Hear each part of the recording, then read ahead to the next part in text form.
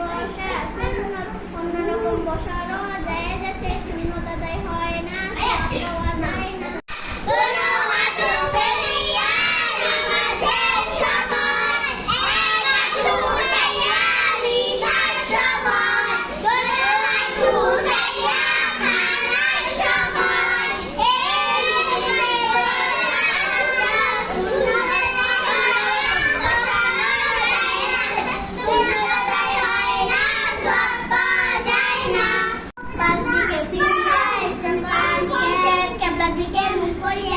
দিকে পিঠ করিয়া ছন্দ সূর্য দিকে মুখ করিয়া প্রবল বাতাস দিকে মুখ করিয়া একেবারে বিবস্ত্র হইয়া। কারণ 7টি পায়খানা বা প্রস্রাবের রাস্তা দিয়ে কোনো কিছু বের হওয়া, মুখ করিয়া বমি হওয়া, শরীরের ক্ষত স্থান হইতে রক্ত পুঁজ বা পানি বের হয়ে গড়িয়ে পড়া, থুতুর সঙ্গে রক্তের বাস সমানভাবে শিওয়া, চিত বা কাক হয়ে হেলান দিয়ে ঘুম যাওয়া, পাগল মাতাল অচেতন হইলে নামাজে ছেড়ে হাসিলে।